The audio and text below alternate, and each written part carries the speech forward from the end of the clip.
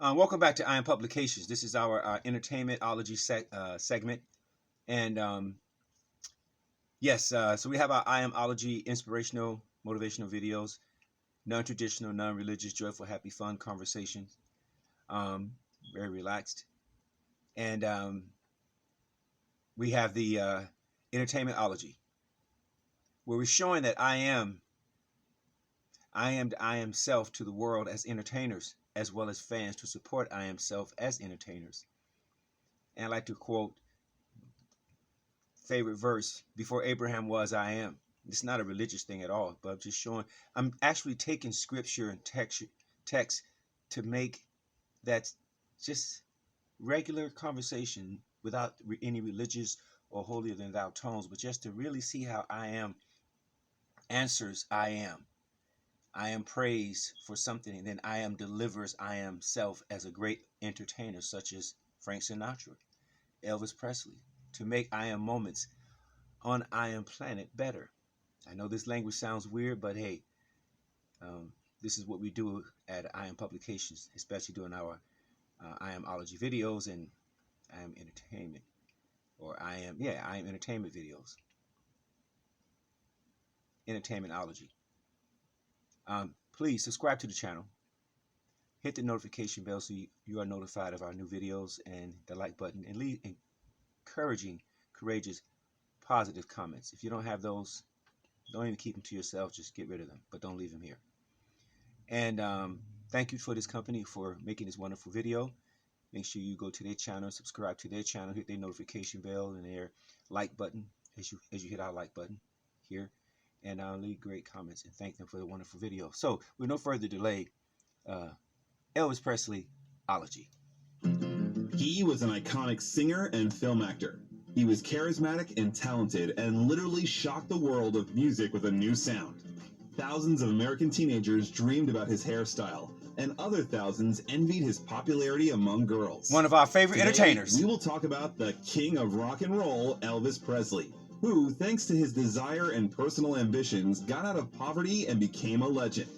How did he achieve such overwhelming success? Why did they want to put him in jail, and why didn't Elvis live a long life? You are on the Biographer channel. Sit back and let's get started. This is part one. Elvis Aaron Presley was born on January 8, 1935 in Tupelo, Mississippi.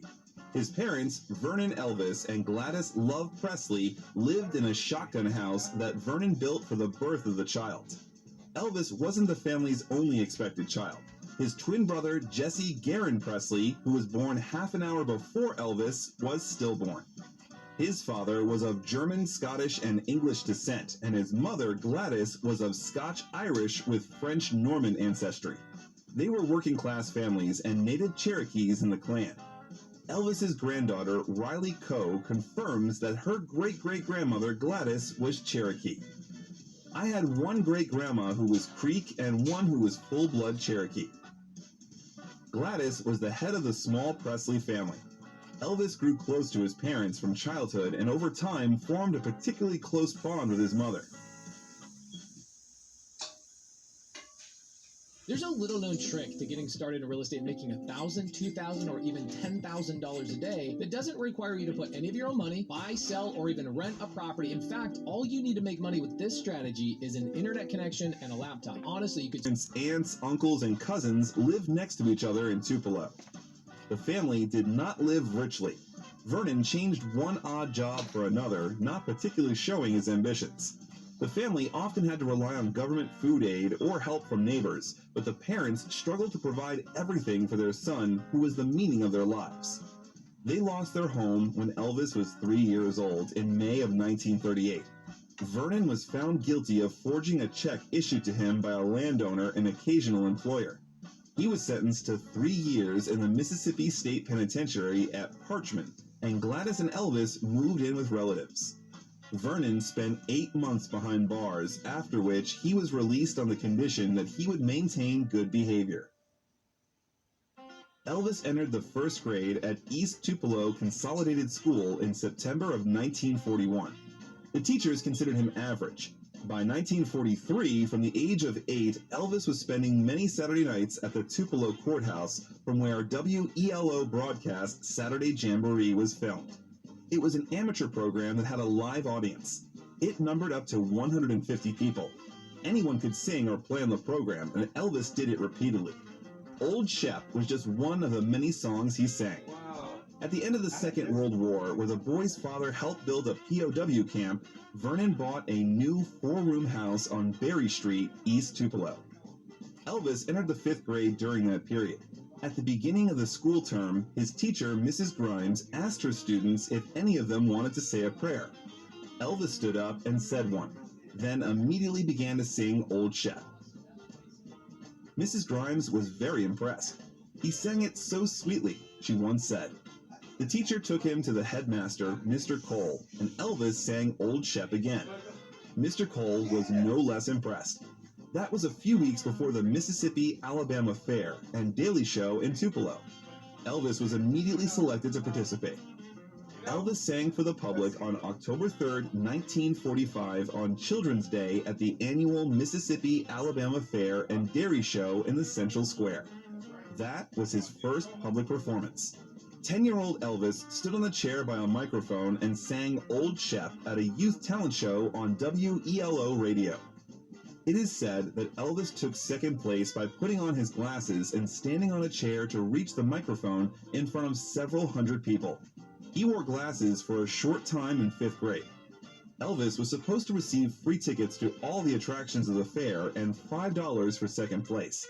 However, according to his flashbacks, he took 5th place, and on the same day, instead of a prize, he received a spanking from his mother for participating in one of the most dangerous attractions. Gladys bought her son his first guitar at the Tupelo hardware store for $7.90 for Elvis's 11th birthday on January 8th next year. According to the owner of the store, F.L. Bobo, Elvis wanted either a rifle or a bicycle, but his mother only had the money for a guitar, so she persuaded Elvis to buy it. He received basic guitar lessons from 2 of his uncles and a new pastor at the family church over the next year. Presley recalled, "I took the guitar and I watched people and I learned to play a little bit, but I would never sing in public. I was very shy about it. Just 11 months after buying the house on Berry Street, the family sold it and moved to Tupelo in a small alley next to the fairgrounds, right across from the black quarter of the city Shake Rag." Elvis went to 6th grade at Milam Junior High School. He was invited to sing the song at the request of teacher Mrs. Camp. She recalled, "He was so good, the children just got quiet and were pleased with him." He began bringing his guitar to school daily the following year. He played and sang at lunchtime and was often teased by his classmates as a cheesy kid playing hillbilly music. Presley was a fan of the Mississippi Slim Show on the Tupelo WELO radio station. Mississippi Slim was his first musical hero. Slim's younger brother, who was one of Presley's classmates and often took him to the radio station, described Elvis as crazy about music. Slim told Presley even more new things about playing the guitar, demonstrating the technique of playing chords. He was allowed to sing twice live on the station, hosted by Mississippi Slim when Elvis turned 12. However, for the first time, the boy had serious stage fright and was unable to appear in the scheduled performance. Nevertheless, he appeared on the air and performed the song with the support of the musician a week later. At the age of 13, in November of 1948, he and his family moved to Memphis, Tennessee, 80 miles northwest of Tupelo, and lived in downtown boarding houses for much of the next year. Thus, the family changed about 10 dwellings.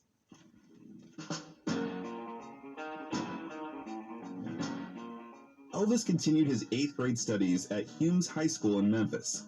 Elvis's musical horizons were expanded during that period. He had many opportunities to get close to music due to the radio, the church, music stores, and nightclubs. In addition, Elvis played in a band with 4 other boys from Lauderdale Courts.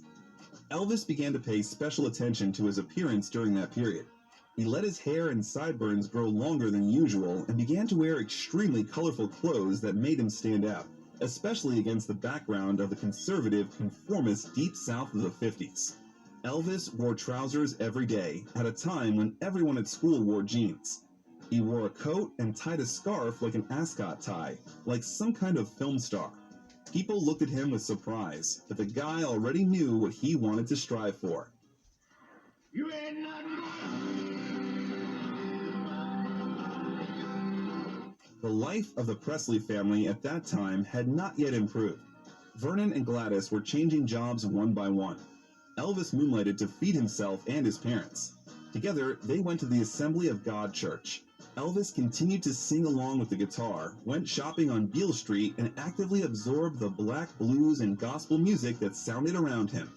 At night, he regularly attended white and black gospel performances in the city center. Interestingly, Elvis managed to get married when he was 13 years old. As an impulsive teenager, he was so in love with Magdalene Morgan that he secretly forged his parents' marriage certificate by inscribing himself and Magdalena on it. They met at the First Assembly of God Church. Elvis set September 11th as the date of marriage, which would surprise Magdalene 50 years later when she found out about it. Elvis loved comics, especially Captain Marvel Jr. His cousin, Harold Lloyd, recalled that in high school in Memphis, they exchanged comics. Sometimes I would borrow some from him. He would let me have them because he knew I would return them in good shape. His schoolwork took a backseat as Elvis's passion for music became overwhelming in 1952. The range of A, B, and C grades during his freshman year at Humes degenerated so much that he became a C student. When his music teacher told him he couldn't sing, he brought his guitar the next day and sang the recent hit, "Keep Them Cold, Icy Fingers Off Me," to prove the opposite. Most of his free time, Elvis spent in cinemas and music stores. At night, together with his parents, he attended gospel singing sessions at Ellis Auditorium. Phone charging slowly? This is the fastest phone charger on the market. There's a 90% Stage movements from the most charismatic performers. Gospel singing contained the spirituality and physicality that became the basis of the musical style of the young Elvis Presley. However, when he sang and played the guitar at parties, he was much more likely to perform Dean Martin, Bing Crosby, or Perry Como pop music. Elvis signed up for military service in January of 1953. Then, according to the conscription system, young people in good health had to be free from the age of 18 for 2 years of military service. Elvis entered the Humes Annual Minstrel Show a couple of months before graduating from high school on April 9, 1953. He performed the song "Till I Waltz Again With You" by Teresa Brewer. Elvis really shocked students, parents, and teachers by singing and playing the guitar in his performance. He later recalled, "I wasn't popular in school. I failed music, only thing I ever failed. And then they entered me in this talent show. When I came on stage, I heard people kind of rumbling and whispering and so forth, because nobody knew I could even sing. It was amazing how popular I became in school after that." That performance greatly contributed to the reputation of the future singer. Presley, who had received no formal musical training and could not read music, learned and played by ear. During that period, he frequented in music stores which had jukeboxes and listening booths. By the last year of school, Elvis knew all the songs of Hank Snow and adored the records of other country artists such as Roy Acuff, Ernest Tubb, Ted Daffan, Jimmy Rogers, Jimmy Davis, and Bob Wills. One of Elvis's favorite performers, Southern gospel singer Jake Hess, significantly influenced his style of singing ballads. He was a regular participant on the monthly All-Night Singings Countdown. Whenever possible, he attended blues concerts in the segregated South only on evenings reserved exclusively for white audiences. And of course, he listened to regional radio stations like WDIA AM that played racing records, spirituals, blues, and the modern, backbeat, heavy sound of rhythm and blues. Local African-American musicians such as Arthur Crudup and Rufus Thomas inspired some of Presley's future work. Graduating from school was the starting point in the high world of music for Elvis, where he had long dreamed and hoped to get.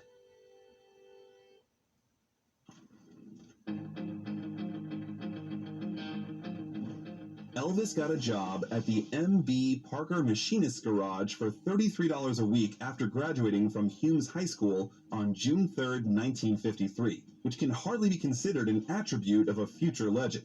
But soon everything fell into place. Presley registered at the office of Sun Records in August of 1953. He wanted to pay for a few minutes of studio time to record a double-sided record, My Happiness and That's When Your Heartaches Begin. He later claimed that he wanted to give the record to his mother for her birthday, even though a nearby general store had a much cheaper amateur recording service. He probably chose Sun Records hoping to get noticed. The studio administrator, producer Marion Keisker, repeatedly asked the guy which of the performers he looked like, to which Elvis replied, "I sing all kinds. I don't sound like nobody." Marion remembered Elvis at their first meeting as shy, a little woebegone, cradling his battered, beat-up child's guitar. The boss of the studio, Sam Phillips, called Marion after the recording was completed with a request to write down the name of that guy, to which she herself replied, "Good ballad singer. Hold." During the recording, Elvis asked Marion Keisker if she knew any bands that were looking for a singer, but the answer was disappointing. During the first months of his musical development, he knew that he wanted to become a singer, but did not know how exactly to do it. So he just hung around Memphis recording service studios for a few months. It wasn't until January of 1954 that Presley recorded his second personal album, I'll Never Stand in Your Way, and It Wouldn't Be the Same Without You. I'll never stand in your way.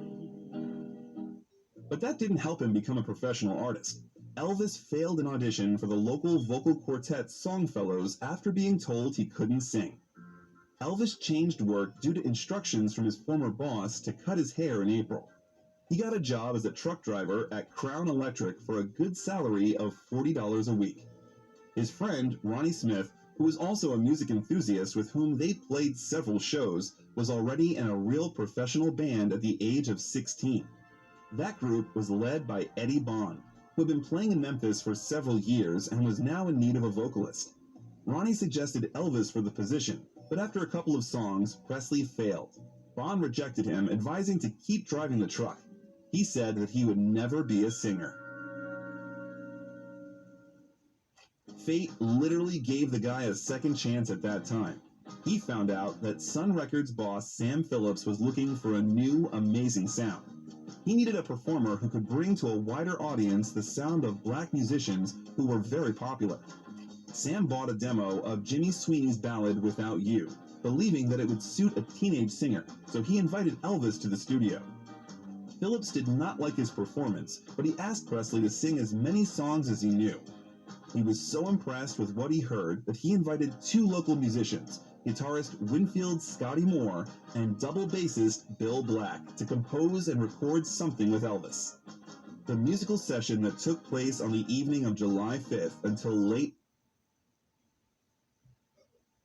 Hey guys, Grant Cardone. Hope you're doing well today. Here we are going into 2023, and it's going to be breakable for some, Blah, blah, blah, blah, blah, blah. for me and those that follow the steps. Late Night was completely unsuccessful. Presley picked up his guitar and played Arthur Crudup's 1946 blues number, That's All Right, when everyone was about to stop trying and go home. Moore recalled that, all of a sudden, Elvis just started singing this song, jumping around and acting the fool. And then Bill picked up his bass, and he started acting the fool too. And then I started playing with them. Sam, I think I had the door to the control booth open. He stuck his head out and said, "What are you doing?" And we said, "We don't know." "Well, back up," he said. "Try to find a place to start and do it again." Phillips immediately started recording because that was the sound he was looking for. Popular Memphis DJ Dewey Phillips played That's All Right on his Red Hot and Blue show 3 days later. The listeners began to call, wanting to know who was that singer. There was such interest that Dewey Phillips played the record on repeat for the remaining 2 hours of his performance. He interviewed Presley live and asked him what high school he went to clarify his color to many callers. Many of them assumed he was black.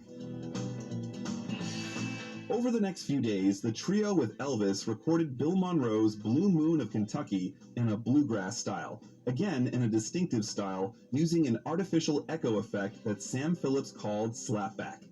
Thus was released a single with That's All Right and Blue Moon of Kentucky.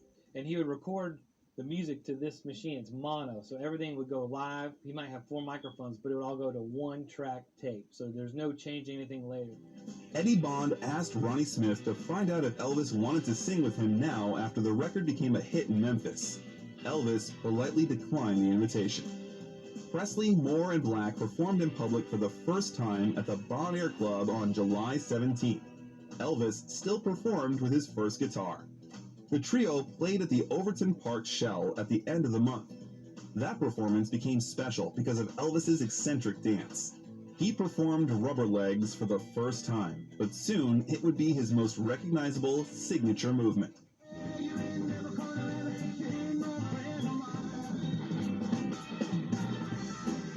The combination of high from the beat and nervousness playing in front of a large crowd had Presley shaking his legs during the performance. His wide pants accentuated those movements, causing the girls in the audience to scream. During the instrumental parts, he would back off from the mic and be playing with shaking, and the crowd would just go wild. Black, being a born showman, screamed as he played his bass, delivering double strikes that Presley later recalled as a really wild sound, like a drum in the jungle or something. Soon after, Moore and Black left their old band, the Starlight Wranglers, to play regularly with Elvis, and DJ/promoter Bob Neal became the trio's manager. They often played Eagle's Nest from August to October, and returned to the Sun Studio to record new material. Presley quickly became more confident on stage. According to Moore, his movement was a natural thing, but he was also very conscious of what got a reaction. He would do something one time, and then he would expand on it real quick. Elvis appeared in the Louisiana Hayride in November of 1954. It was the main and freer revival of the Grand Ole Opry, where the musician appeared only once in October, and was notified that he was not suitable for that program. At the same time, the Shreveport show aired on 198 radio stations in 28 states. Elvis again had a nervousness attack, and although at first the listeners reacted with restraint, the more energetic second set caused an enthusiastic response from the audience. Shortly after the show, Hayride hired Presley for a full year of performances on Saturday nights.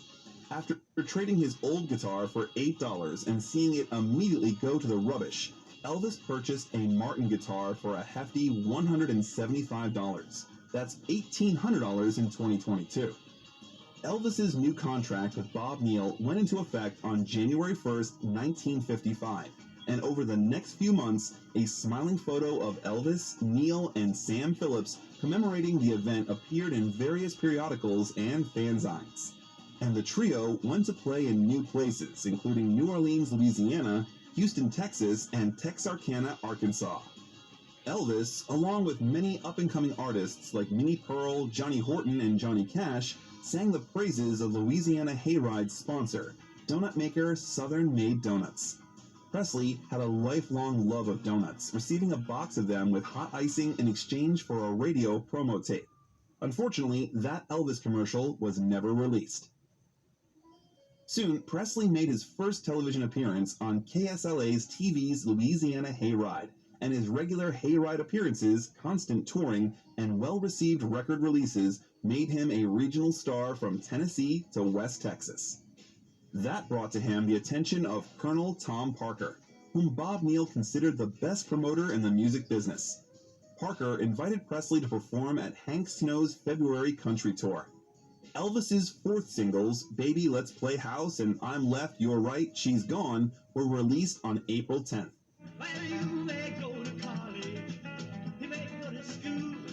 That release was considered especially successful for a young artist.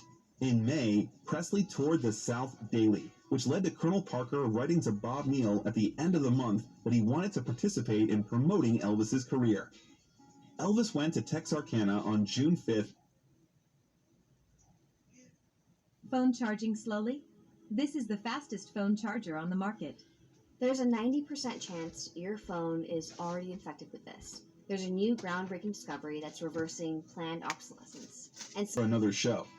Elvis's pink and white Cadillac catches fire and burns out about halfway to Texarkana, in Fulton, Arkansas. Elvis's mother, Gladys, would always remember waking up from a deep sleep with the feeling that something was wrong.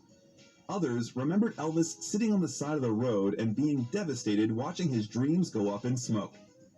Elvis bought a new pink 1955 Cadillac Fleetwood 60 with a black top to replace the burnt one a month later. A removable wooden roof rack was used for the band's instruments. Thanks to a neighbor, Elvis repainted the car in pink, which he developed for Elvis. He called it Elvis Rose. Presley gave that Cadillac to his mother, thus turning it into perhaps the most famous car in the world. Gladys always proudly referred to it as her car. Elvis was very fond of that car.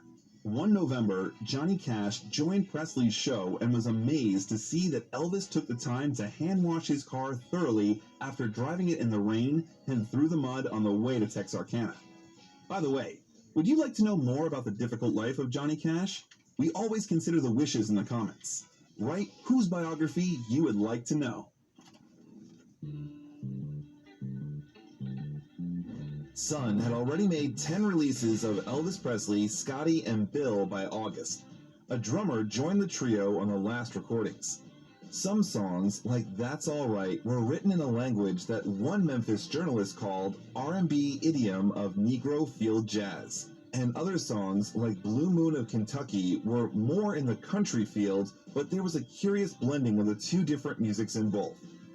That mix of styles prevented Presley's music from receiving radio airplay. According to Bob Neal, many country music disc jockeys wouldn't play his music because he looked so much like a black artist. None of the R&B stations would pick him up because he sounded too much like a hillbilly. It was called rockabilly when that mix gained popularity. Elvis was already being called the king of Western bop, the hillbilly cat, and the Memphis Flash at that time. The audience had never heard such music before, and they had never seen anyone before who played like Elvis Presley. Elvis almost always overshadowed all the headliners, even in the first days. Wherever he went, Elvis caused a big stir. Girls were screaming, fainting, and chasing him all over the South.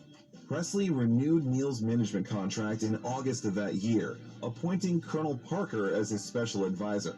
The band maintained an extensive touring schedule during the second half of the year. Neal recalled, "It was almost frightening, the reaction that came to Elvis from the teenage boys. So many of them, through some sort of jealousy, would practically hate him. There were occasions in some towns in Texas when we'd have to be sure to have a police guard because somebody'd always try to take a crack at him." Almost every major and independent record company were asking about him by the summer of 1955. Elvis Presley was named the most promising male artist of the year at the Country Disc Jockey Convention in early November. Several record companies were interested in signing a contract with him. Elvis told them about his imminent transition to RCA, although the Colonel had yet to complete the deal. 3 major labels made offers worth about $25,000. Parker and Phillips made a deal with RCA Victor to purchase Presley's contract from Sun, including all material, for an unprecedented $40,000. The musician, at the age of 20, could not yet sign the contract himself, so his father did it for him.